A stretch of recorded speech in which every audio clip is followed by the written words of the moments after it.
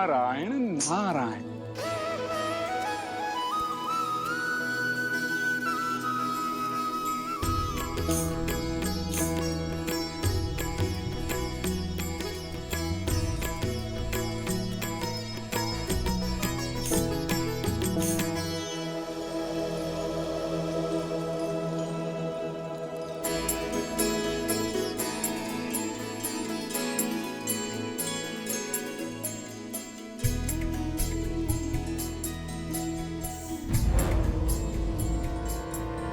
श्रीरामचंद्र कृपालु भजु मन हरण भव भय दारुणम। नव कंज लोचन कंज मुख कर कंज पद कंजारुणम। कंदर्प अगणित अमित छवि नव नील नीरज सुंदरम। पट पीत मानहु तड़ित रुचि सुचि नौमि जनक सुतावरम।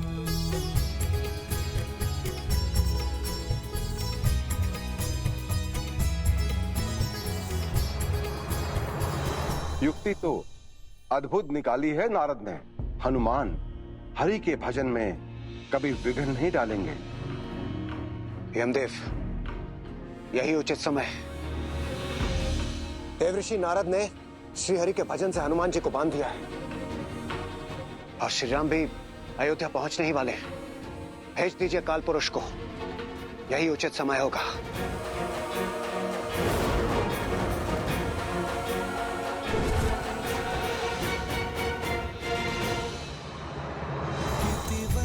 तुलसीदास शंकर शेष मुनि मन रंजनम। मम हृदय कुंज निवास कुरु कामादि खल दल गंजन। एक भक्त ने दूसरे भक्त को रोकने के लिए भगवान का ही सहारा लिया है। अद्भुत चतुराई है आप में देवर्षि नारद। अब क्या करोगे मेरे हनुमान?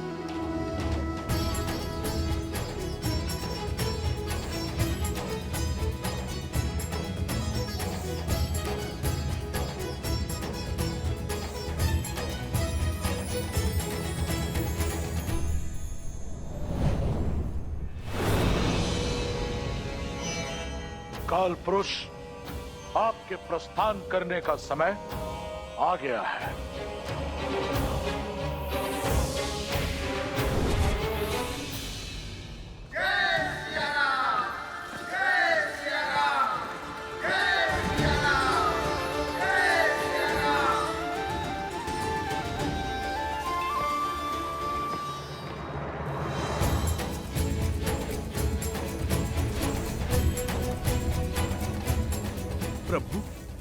प्रभु अयोध्या पहुंच गए?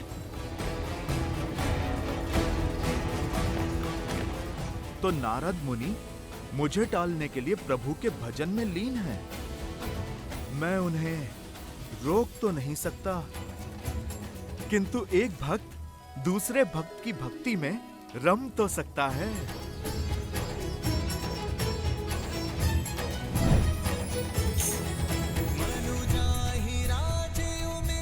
अच्छा, तो इन्हें लगता है मुझसे अधिक स्तुति कर पाएंगे ये। नारद किसी के रोके नहीं रुकता। नारायण नारायण।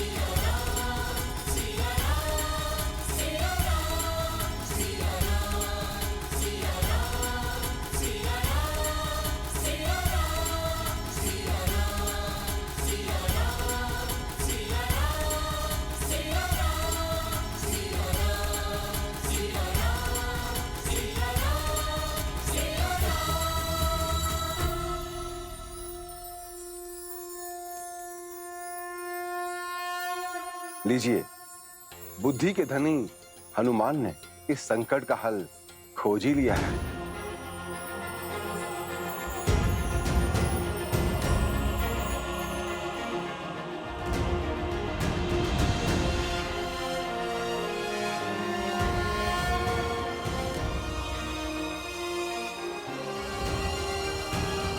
मान गए हनुमान जी। प्रभु के परम भक्त तो केवल आप ही हैं। मुनिवर, ये तो आपकी कृपा है, किंतु आज ये भक्त इस भक्त के प्रश्नों से बचने का प्रयास कर रहा है। नारायण नारायण। आपकी राजनीति मेरी समझ से तो परे है। एक ओर उधर बताया तो दूसरी ओर इधर। अब देखिए हनुमान जी, मैंने तो वही किया जो मुझे कहा गया था। आप इस समय श्री राम के साथ नहीं हो सकते। हनुमान जी, मेरी चाल का केवल यही कारण है। प्रभु के साथ नहीं हो सकता अर्थात?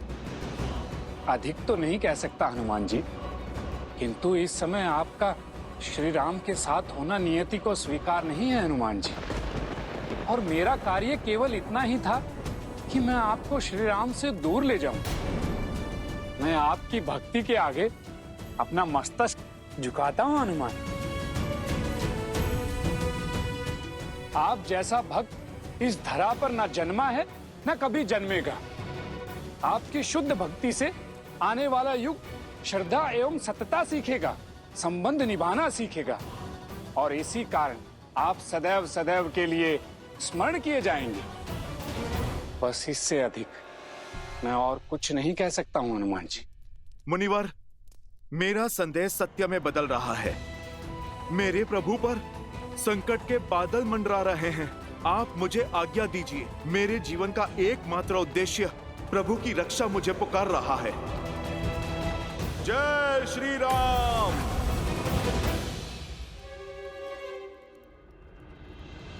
प्रभु,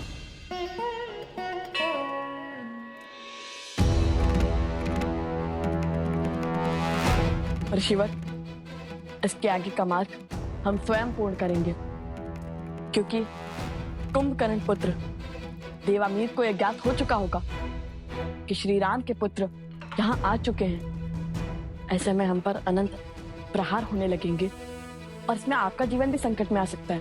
और गुरुवर, आपको कोई संकट में डालकर हमें विवश करे तो वो मुझे बिल्कुल स्वीकार नहीं। इसलिए हम आपसे आग्रह करते हैं कि आप जाकर शिव मंदिर में बैठकर तप कीजिए। तब तक हम इस कुंभकर्ण के पुत्र को समझा कर आते हैं। कल्याण हो।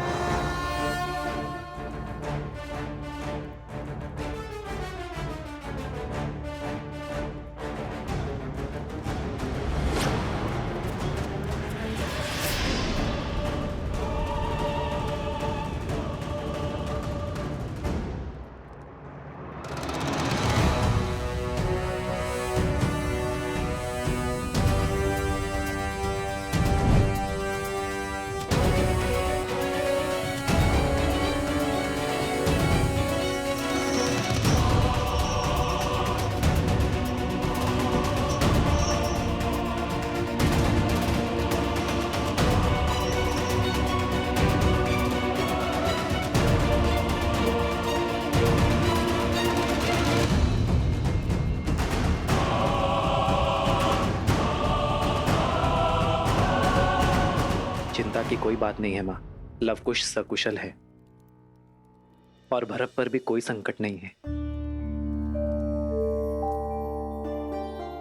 मेरे भरत ने युद्ध जीत लिया है और मैंने भरत को उसी क्षेत्र में उसके 2 पुत्रों के नाम से राज्य तक्षशिला और पुष्कलवती स्थापित करने का आदेश दे दिया है।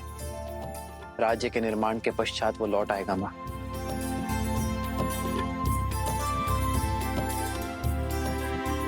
अब जैसे मेरे चित्त को शांति मिल गई है माँ। ऐसा आभास होता है जैसे धर्म स्थापना के सभी कार्य संपूर्ण हो गए। हमारे रघुकुल के वंशज राज्य की बागडोर संभालने के लिए, इस वंशज को आगे ले जाने के लिए पूर्णतः सज्ज है। लगता है जैसे मेरे कंधों से बहुत बड़ा भार उतर गया है।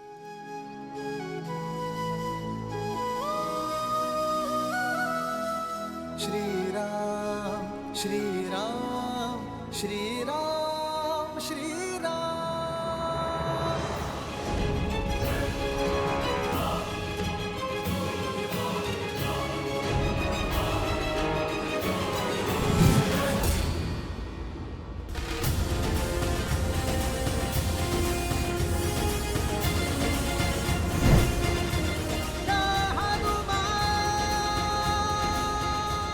पहले मेरी माता के प्राण लिए, फिर लक्ष्मण भैया को छीना। अब ये नियति मुझसे मेरे प्रभु को पृथक करने का षड्यंत्र रच रही है। कुछ तो है जो मेरी सोच और समझ से बाहर है। अति शीघ्र प्रभु के पास पहुंचना होगा।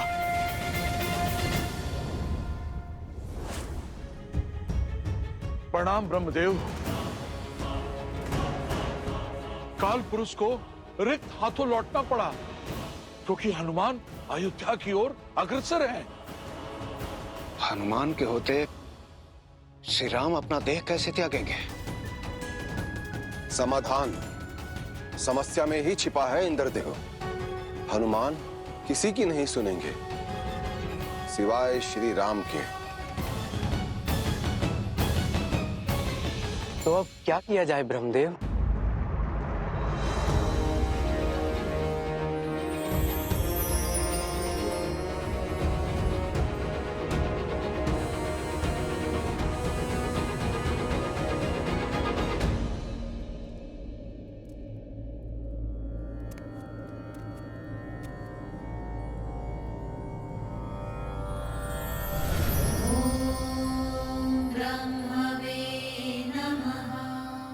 प्रभु, इस समय आप यहाँ बताइए किस प्रयोजन से आए हैं? एक समस्या है श्री राम, जिसका समाधान समस्या में ही छिपा है। हमारे संकट का निवारण आप हैं श्री राम। मैं उसी दुविधा के हल के लिए यहां उपस्थित हुआ हूं, जिसके लिए आप भी चिंतित हैं हनुमान।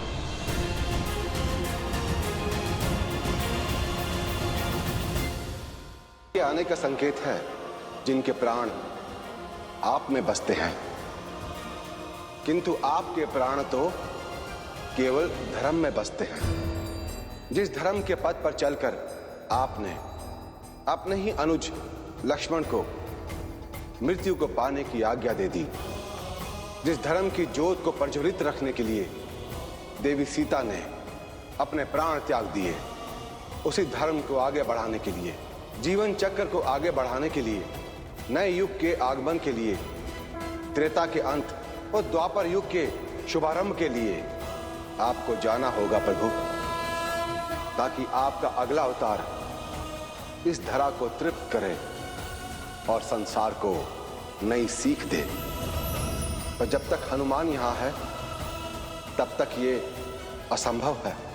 आपको हनुमान को समझाना होगा। कैसे, ये तो आप जाने, किंतु करना आपको ही होगा प्रभु।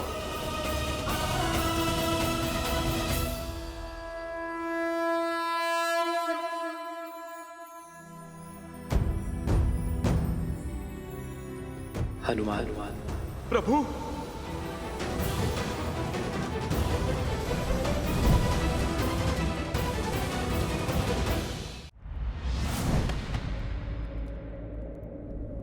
प्रणाम प्रभु।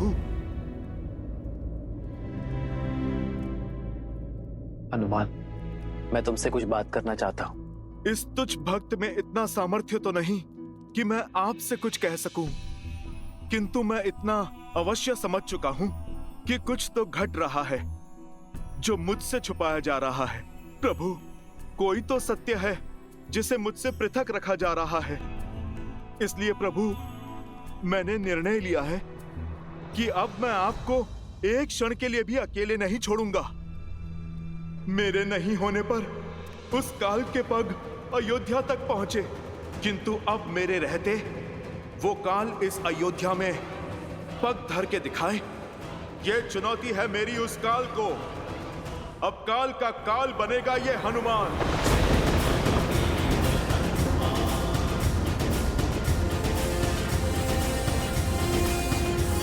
मुझे मेरे प्रभु से कोई भी पृथक नहीं कर पाएगा, कोई भी नहीं प्रभु।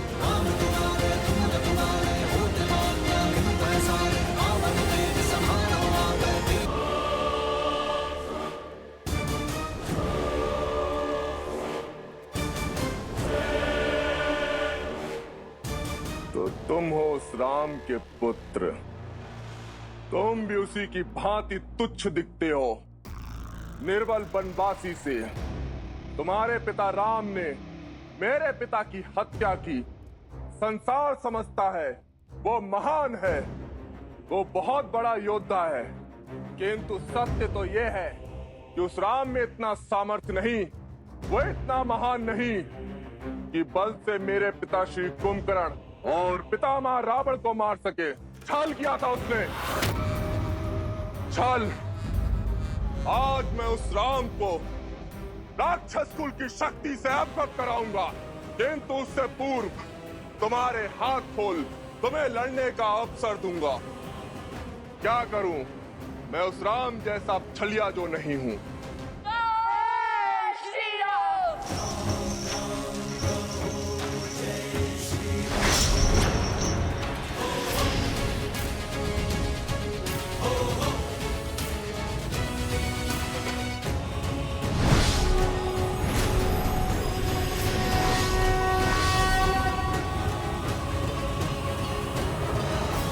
बंदी बना लो इन्हें।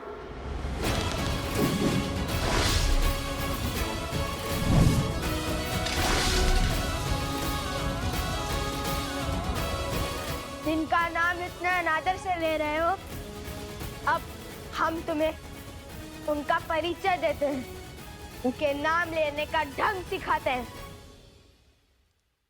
रघुकुल शिरोमणि, कौशल नरेश, अयोध्यापति, दशरथ नंदन श्री राम। अहंकार के इसी मद में, शक्ति के इसी मद में तुम्हारे पितामह भी मृत्यु को प्राप्त हुए थे। सुना है वो रावण भी हमारे पिताश्री के नाम के आगे श्री लगाने से कतराता था, क्योंकि श्री से राम संपूर्ण होते हैं, क्योंकि श्री में सीता है और सीता से राम, सिया राम की शक्ति है उसमें। अंत में वो रावण भी श्री राम कह के ही तो मरा था। श्री राम बोधवानी नहीं जिससे मन घबराए, ये वो जय घोष है जिससे हर पुरुष, हर स्त्री, हर नर, हर मन को एक करता है। और धर्म की ओर से श्री राम और माता सीता का आयन ही तो श्रीमद् रामायण है, और हम सिया राम के पुत्र हैं। चाहे तो एक ही बाण में तुम्हारी जीवन लीला समाप्त कर सकते हैं, किंतु नहीं, हमारे पिताश्री ने भी तुम्हारे पितामह को, तुम्हारे पिता को एक अंतिम अवसर अवश्य दिया था सुधरने का। तुमने इस धरा को अधर्म के अधीन किया, इसलिए हम श्री राम पुत्र लव कुश तुम्हें सुधरने का एक अंतिम अवसर देते हैं। इस धरा पर धर्म स्थापित करने का एक अंतिम अवसर देते हैं हम तुम्हें। हम तुम्हारे द्वार पर तुम्हारी प्रतीक्षा करेंगे। शुभ अवसर है, चूकना मत। सोचो कि तुम्हें अपने पिता या पितामह की भांति युद्ध कर कुल को सर्वनाश के मार्ग पर ले आना है, या अपने चाचा श्री विभीषण की भांति धर्म के पथ पर चलना है।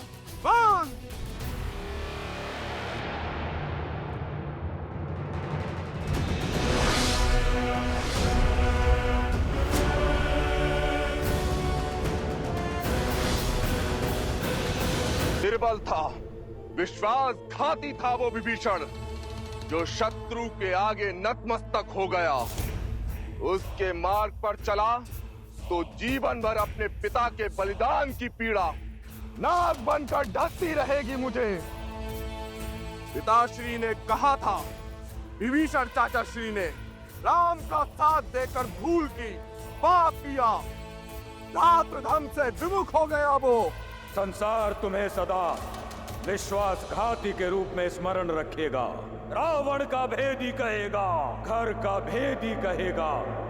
मैं भी अपने पिता का पुत्र हूँ, प्रतिशोध की ज्वाला में जल रहा हूँ।